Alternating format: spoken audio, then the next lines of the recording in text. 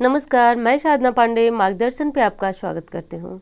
दोस्तों, कल निर्जला एकादशी पे कुछ विशेष उपाय करके आप भगवान विष्णु की विशेष कृपा प्राप्त कर सकते हैं।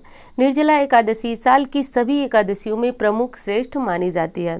शास्त्र में इस एकादशी की बहुत बड़ी महत्ता है, यानी कि एकादशी व्रतों में व्रतराज कहा जाता है, सभी व्रतों में श्रेष्ठ कहा जाता है। इस व्रत को करने से मनुष्य की धरती लोक पे आने वाली इच्छाएं, यानी कि धरती लोक पे पनपने वाली इच्छाएं पूर्ण होती हैं और मृत्यु के पर्यंत व्यक्ति को मोक्ष की प्राप्ति होती है। और ये एकादशी विशेष संयोग में पड़ी है।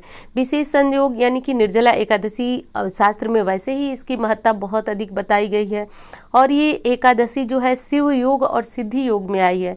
इसलिए आप भगवान विष्णु को उनकी प्रिय विशेष दो चीज़ें जो मैं अभी आपको वीडियो में बताऊंगी उसे चढ़ा करके कोई भी आपकी इच्छा है जो अतृप्त है, आपकी कोई कामना है जिसे आप बहुत दिनों से पूर्ण होने का इंतजार कर रहे हैं, वो नहीं पूर्ण हो रही है, तो इस एकादशी आप इस कामनाओं को पूर्ण कर सकते हैं। एक चीज़ और बता दूं कि मैं वीडियो में बताती हूं जो इच्छाएं कि आपकी इच्छा है, तो आप ये समझिए कि यदि किसी चीज़ पे ये काम नहीं करने, यानी कि ये उपाय काम नहीं करेगा, तो मैं उसका नाम बता देती हूँ।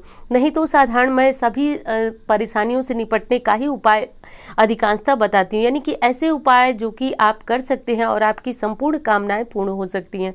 तो यदि आपका संतान नहीं है, आपका विवाह जो है वह नहीं हो रहा, बहुत समय से आप परेशान हैं और आपका कर्जा बहुत ज़्यादा है, लोन बहुत ज़्यादा है, उसको चुकाने में आप असमर्थ हैं, तो ये सारे उपाय जो है वह बहुत ज़्यादा जादूगर, मतलब शास्त्र जो है इनको चमत्कारी कहता है। ऐसे कहता है कि ये उपाय जो है बहुत ज़्यादा, यानी कि एक साधारण शब्द में कहें तो जादू की तरह चमत्कार होता है, बहुत अधिक ये उपाय कारगर माने जाते हैं। तो ये एकादशी मैंने बताया कि कोई विशेष कोई साधारण एकादशी नहीं, बहुत विशेष है। शिव योग का क्या अर्थ हुआ? शिव का अर्थ ही शुभ होता है, तो ये एकादशी जो है अपने आप में शुभ है और जब ये शुभ मुहूर्त में पड़ गई तो बहुत अधिक शुभ हो गई। सिद्धि योग, जो कि सिद्धि यानी कि इच्छाओं की आपकी सिद्धि कराने वाला जो ये एकादशी है वो पड़ रही है। तो अब आपको पता है कि इस एकादशी में पानी नहीं ग्रहण किया जाता है। एकादशी के नाम के अनुरूप निर्जला यानी कि बिना जल के इस एकादशी के व्रत को रखा जाता है, परंतु सभी लोग सक्षम नहीं हैं जो एकादशी के व्रत में जल ग्रहण न करें। बहुत सारे प्रश्न आ रहे हैं कि क्या करें, हम बिना पानी के नहीं रह सकते। तो एक चीज़ मैं आपको हमेशा बताती हूँ किसी भी व्रत में कि व्रत आपकी शारीरिक सामर्थ्य के अनुसार ही रखा जाना चाहिए। तो बाल वृद्ध रोगी हैं तो ये व्रत उनको रखना भी नहीं चाहिए। और दूसरी चीज़ की, यदि आप शरीर से आप व्रत रखना चाहते हैं लेकिन आपका सामर्थ्य नहीं है कि आप बिना जल के रख सकें, तो देखिए इसका अर्थ तो यही है कि बिना जल के, एक बार फिर बता दूं आपको कि बिना जल के ही रखना चाहिए। लेकिन एक एकादशी में ये भी बताया गया है आपको कि यदि आप अनाज छोड़ करके और आपकी मजबूरी है, दवा खाना है किसी भी कारण से, तो जल ग्रहण कर सकते हैं, तो कोई समस्या नहीं है। हाँ, इस दिन चावल का सेवन, यदि आप व्रत भी नहीं रहते हैं तो चावल का सेवन नहीं करना चाहिए। भगवान विष्णु को अक्षत के तौर पर आप लोग सभी देवता को चावल चढ़ाते हैं, पर भगवान विष्णु को अक्षत में चावल न चढ़ाएं। तिल का अक्षत इनको विशेष प्रिय होता है, ये जरूर चढ़ाएं।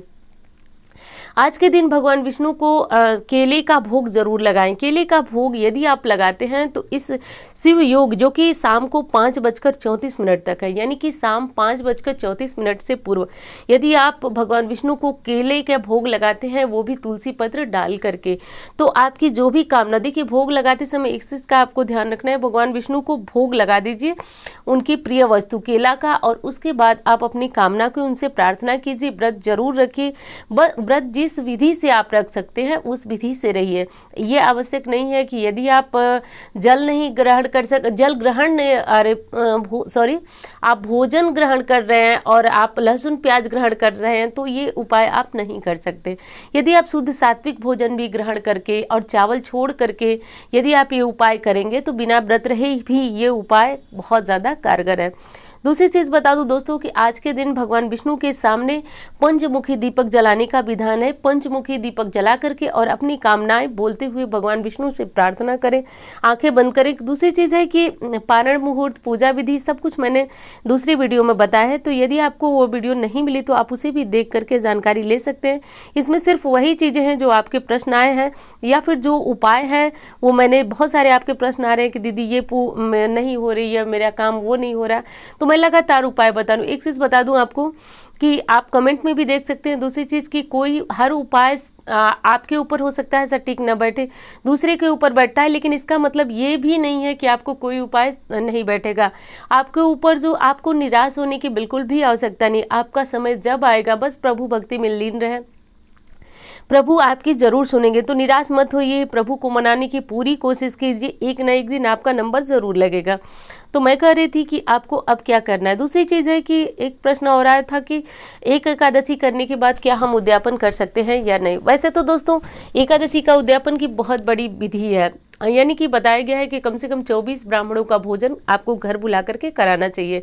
लेकिन इतनी सारी विधि बताने के बाद आप लोग को लगता है कि आप कर नहीं पाएंगे, तो जितनी आपकी शारीरिक सामर्थ्य हो, जितना आपको लगे कि आप दान दे सकते हैं, दान दक्षिणा, वो आप मंदिर में दे दें, किसी ब्राह्मण को दे दें, जरूरतमंद को जरूर दें।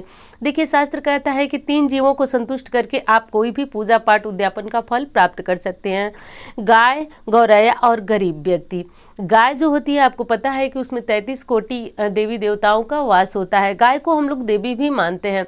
गौरैया जो है वह एक पक्षी है, आप सभी के घरों में अक्सर आती होगी यदि आप दाना छत पे डालते होंगे। दूसरी चीज़ की छत से अभी प्रश्न आएगा, आप लोग पूछेंगे कि दीदी छत पे डाल सकते हैं दाना या नहीं। तो देखिए छत पे आप दाना जरूर डालिए, छत पे दाना डालने से कोई समस्या नहीं। समस्या कब होती है, जब आप छत पे दाना डाल देते हैं, पक्षी वहाँ आकर के गंदगी करते हैं और आप अगली सुबह उसको साफ नहीं करते, तब समस्या आती है, तब आपका राहु खराब होता है। यदि आप छत पे दाना डालते हैं, प्रतिदिन सुबह आप उसको साफ कर देते हैं, उसके बाद फिर से दाना डालते हैं, तो कोई समस्या नहीं, वहाँ पे पक्षियों की गंदगी नहीं होनी चाहिए। यदि गंदगी होती है तब आपका राहु ग्रह खराब होता है। इसलिए बहुत सारे लोग डरते हैं कि छत पे पक्षियों को दाना नहीं डालना चाहिए। ऐसा नहीं है, हमारे शास्त्र में तो कहा गया है कि अगर हम कुछ जीवों को संतुष्ट न करें तो हमारा भोजन करना ही व्यर्थ है। तो मैंने बताया कि आपको उद्यापन के दिन क्या करना है। तो गाय, गौरैया और हो सके तो आप गरीब को भी कुछ चीज़ें जरूर दान करें। जो लोग ज़रूरतमंद होते हैं, मंदिर के बाहर बैठे हों या फिर आपको महसूस हो कि किसी व्यक्ति को किसी चीज़ की आवश्यकता हो, तो आप उन्हें ज़रूर दें। ऐसा करने से आपका व्रत पूर्ण होता है और जो आपकी शारीरिक सामर्थ्य हो, जो आपकी आर्थिक सामर्थ्य हो कि आप कितने पैसे रुपए क्या दे सकते हैं दान में, वो ब्राह्मण को दे दें तो भी हो जाता है आपका दान। क्योंकि सभी लोग सक्षम नहीं है कि एकादशी करने के बाद उद्यापन जो है 24 ब्राह्मणों को घर बुलाएं, खिलाएं। तो शास्त्र की विधि तो यही है कि आप 24 ब्राह्मणों को घर बुलाएं, बहुत सारे दान पुण्य करें। लेकिन मैं मानती हूँ जितनी सामर्थ्य है आप उसी में करें, ऊपर वाले सब देखते हैं। तो बात कर रही थी मैं कि आप एक एकादशी करके भी उद्यापन कर सकते हैं क्या।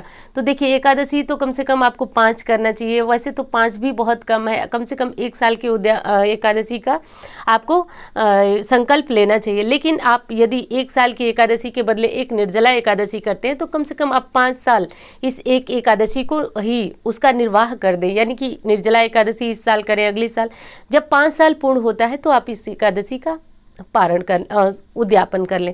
तो इस तरह भी कर सकते हैं। वैसे एकादशी जो है महाव्रत कहा जाता है। इस व्रत को करने के बाद किसी भी तरह की कामना अधूरी नहीं रहती है, तो आप इस व्रत को कर सकते हैं। तो मैंने बताया आपको भगवान विष्णु को अर्पित करने के लिए पहली चीज़ तो मैंने बताया कि केले का भोग। दूसरी चीज़ जो आपको बताया वो बताना था मुझे कि आप भगवान विष्णु को पीले वस्त्र आज के दिन आप जरूर खरीद लें। पीले वस्त्र खरीद करके उसमें हल्दी लगा करके, और आज के दिन भगवान विष्णु की फोटो मूर्ति है उनको दूध से, दही से, गंगा जल से, सब कुछ से अभिषेक, यानी सब कुछ का मतलब कि पंचामृत से अभिषेक करने के बाद उनको ये पीताम्बर जरूर चढ़ाएं। पीताम्बर चढ़ाने से भगवान विष्णु की विशेष कृपा होती है। और ऐसी शास्त्र की महत्ता है कि पीताम्बरधारी को यदि कोई व्यक्ति पीताम्बर अर्पित करता है तो आने वाली उसकी मुसीबतें कटती हैं और जो उसकी मन की कामना होती है, यानी मन कामना जो होती है आपकी, वह पूर्ण होती है। तो पीताम्बर चढ़ाएं और भगवान विष्णु को केले का भोग लगाएं। एक चीज़ मैंने बताया कि 5 मुखी दीपक जरूर जलाएं। 5 मुखी दीपक में आप लोगों को एक ही दीपक रखना है। दीपक आप आटे का बना सकते हैं, थोड़ा सा बड़ा दीपक ले लीजिए जिसमें तिल का तेल भी भर सकते हैं, गाय का घी भी भर सकते हैं। सरसों के तेल का दीपक आज के दिन न जलाइएगा मंदिर में। घर के मुख्य दरवाजे पे आप सरसों के तेल का दीपक जला सकते हैं, लेकिन भगवान विष्णु के सामने गाय के घी का या फिर तिल के तेल का ही दीपक जलाएं। तो उसमें आप बत्तियां डाल दें। 5 मुखी का मतलब कि जो दीपक में 5 दीपक जो है वह 5 तरफ से प्रज्वलित होना चाहिए दीपक, इसी को 5 मुखी दीपक कहा जाता है। इससे भगवान विष्णु की विशेष कृपा होती है। अब बता दूं आपको कि यदि कोई व्यक्ति लक्ष्मी की कृपा चाहता है, आज के दिन भगवान विष्णु की पूजा करे, माता लक्ष्मी की पूजा अवश्य करे। बहुत सारे लोग हैं जो कि अज्ञानतावश सिर्फ भगवान विष्णु की पूजा करते। एक चीज़ मैं आपको बिल्कुल स्पष्ट यहाँ बता देना चाहती हूँ, यदि आप लक्ष्मी की कामना करते हैं विष्णु जी के साथ, वैसे ही लक्ष्मी जी की पूजा होती है, और आप नहीं करते हैं तो आप हमेशा लक्ष्मी से वंचित रहते हैं। तो भगवान विष्णु जी के साथ लक्ष्मी जी की पूजा करें, मखाने की खीर का भोग लगाएं, आज के दिन जो है वह विष्णु सहस्त्र नाम का पाठ करें, श्री सूक्त का पाठ करें, और ये सारे उपाय इतने चमत्कारी हैं कि जीवन में आने वाली समस्याओं से मुक्त हो जाते हैं। बहुत सारे प्रश्न ये भी आ रहे हैं कि दीदी कैसे हम कर्ज से मुक्ति हो। तो दोस्तों अगली वीडियो है प्रदोष की, जिसपे आप जानेंगे कि किस तरह आप कर्ज से मुक्ति हो, संतान के लिए क्या कर सकते। बहुत सारे शुभ योग में आपकी प्रदोष आ रही है, जो कि मंगलवार को भौम प्रदोष, उसके लिए भी वीडियो तैयार हो रही है, तो वो वीडियो भी आपको मिलेगी, समय से पूर्व ही मिलेगी।